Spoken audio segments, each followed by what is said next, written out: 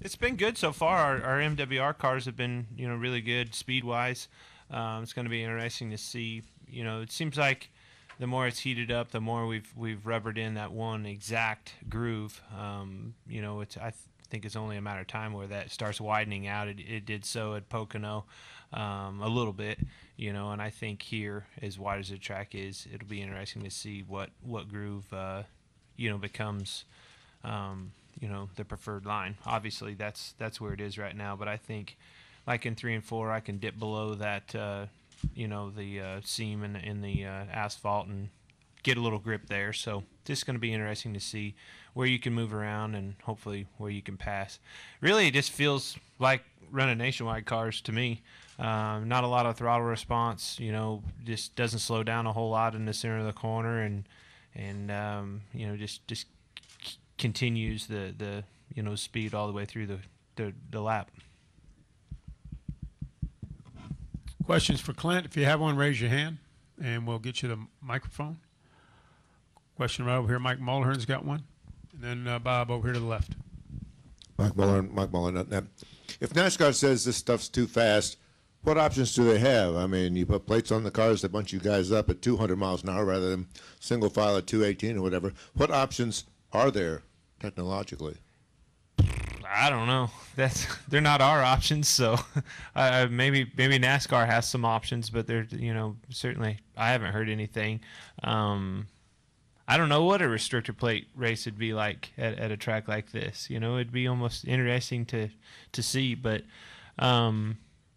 I think no matter what we do, I think we're going to keep it the same. It's just going to be interesting to see. This is the first time a track this size has been repaved like this since I've been in a sport, and it's amazing how much difference it's made.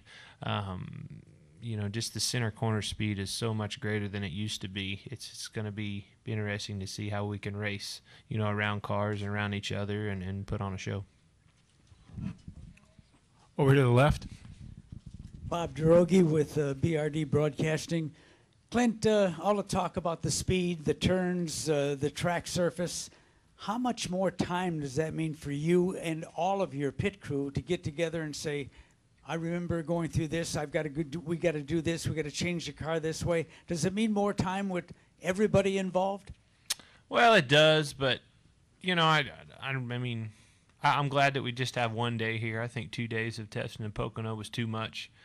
These teams with the simulation package, engineering, and everything that we have, we don't need 2 days to do that. It just, and in my opinion, it allows everybody to catch up too much, and there's no separation in the field and things like that, which I feel like we need. 9 times out of 10, you unload. These guys bring the best that their simulation package will put out on the computer, and that's what you unload with. And 9 times out of 10 for me, it seems like we spend a day or 2 days last week getting right back to where we started. So it's I haven't beat that damn computer yet. It's pretty good at setting up a car. Let's go back over here to the right to Reed. Go ahead, and then to Bob. Reed Spencer with NASCAR Wire Service. From a big track to a little one, from your experience at the test, is the top groove at Bristol gone, and are we going to basically go back to pre-2007 racing there? The very top groove is gone. That third groove that you saw people running in the race, really, really high, is gone. I mean, there's still 2 grooves. They're still going to be racing there.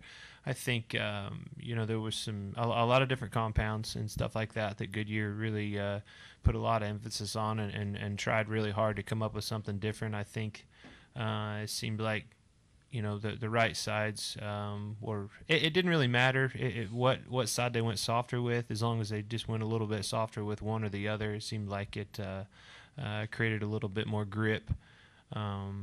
Enabling a car maybe to get underneath that guy running the outside line and stay with him. That was the struggle, in races past, is you could, even if you could get in there with him, you couldn't get up off the corner with him on the throttle. And I think, making sure that we have the right tires is crucial to putting on a good show there.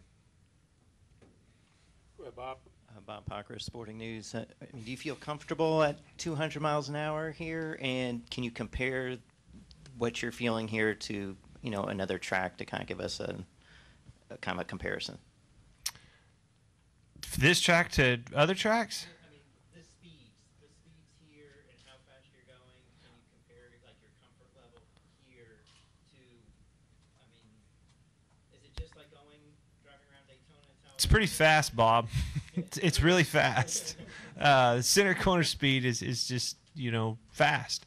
It doesn't feel any different, down the straightaways or whatever else. When your car's handling good, let me tell you, the start of practice, I was a second off, and it felt really, really fast. The beginning of practice, or the end of practice, I don't know where I was, top 10 in speeds, and it didn't feel as fast because I had a good handle on my car, a good balance on the race car.